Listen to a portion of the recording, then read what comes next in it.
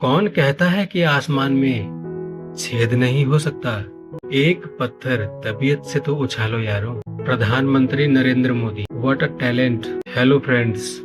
देखिए, एक मैच्योर आदमी जो होता है ना, वही होता है जो समझ सकता है कि किसके साथ कैसा ट्रीट करना है, किसको किस तरीके से लेना है।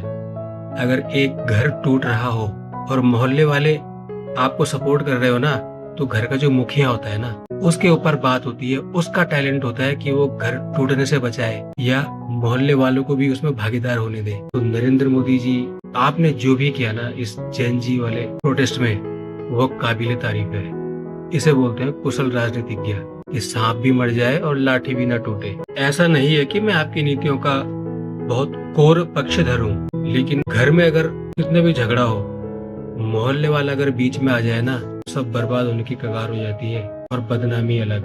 इसलिए चाहे घर की स्थिति कैसी भी है, चाहे घर में कितना लड़ाई झगड़ा है, लेकिन आपने इस स्थिति को बहुत अच्छे तरीके से हैंडल किया है। और वे सभी प्रोटेस्ट करने वाले बच्चे, आपके जज्बे को भी मेरा सैल्यूट है कि आपने वो कर दिखाया जो कोई न कर पाया था। सत्ता को हिलाने की शक्ति आपके अंदर थी और आपने जो किया अपने बलबूते पे किया। लेकिन एक बात छोटी सी ये कहना चाहूंगा कि जो भी था अच्छा था, लेकिन जब प्रोटेस्ट के टाइम पे गवर्नमेंट ने लाठीचार्ज किया तो स्वयं गवर्नमेंट भी सख्ते में थी।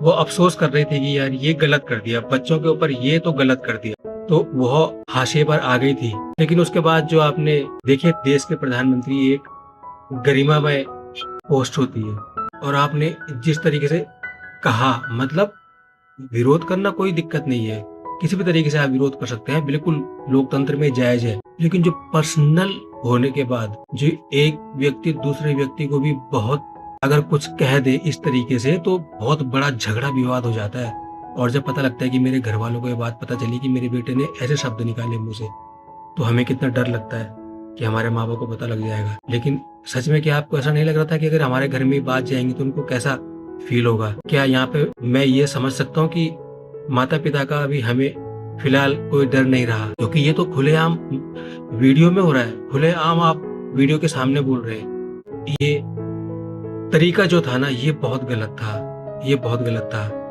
देखिए, हर गलती की सजा होती है, और जब आपके ऊपर थोड़ी बहुत जो भी कार्यवाही हुई होंगी तो आपने माफी मांगी ना, तो आपको ऐसा फील हुआ ना कि वो गलत था। अगर ऐसा फील होता ही नहीं वो गलत था, तो आप माफी क्यों मांगते? या किसी भी तरीके से जो भी था, अगर आपके ऊपर लगा है तो आपको ये फील हुआ ना कि यार गलती तो थी, गलत तो बोला।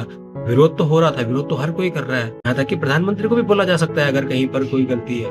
अगर सत्ता पक्ष कोई गलत करता है तो बिल्कुल विरोध करने का हमारा अधिकार है, हम लोकतंत्र में जी रहे हैं। लेकिन ऐसे ऐसे शब्द कह देना, बाप रे, वो तो कान पकड़ लिए मैंने। ऐसे ऐसे शब्द जो मतलब आप मोबाइल के लाउड स्पीकर से नहीं सुन पा रहे हैं। आप मोबाइल के जो नॉर्मल कैमरा होता है ना, सॉरी, जो नॉर्मल आप मोबाइल के जो नॉर्मल स्पीकर होता है ना, उससे भी आवाज बाहर निकले तो इतनी आवाज में भी वो सुनना बहुत मुश्किल हो रहा था। वो वही सुन सकता था जिसने ईयरफोन लगा रखा हो। तो जब सुनने वाला ही उन चीजों को ना सुन पा रहा था, तो आप लोग कैसे बोल रहे थे ये सब कुछ? और इतने बड़े बड़े अजीब से, मतलब ऐसे बैनर जो कोई एकदम से देख के भी शर्म आ जाए, ऐसे जो आप लोग यूज कर रहे थे, वो तरीका गलत था। बाकी आपने जो प्रोटेस्ट किया वो बहुत बढ़िया था और उसने सत्ता को हिला के रखा। ठीक है, मजा आया कि आपका जो प्रोटेस्ट था काबिले तारीफ रहा, और आपने सत्ता को यह महसूस कराने पर मजबूर किया कि अगर आप गलत हो तो हम आपका विरोध करेंगे। तो तरीका अगर थोड़ा सा बदल जाए तो मजा आ जाए। बाकी जय हिंद।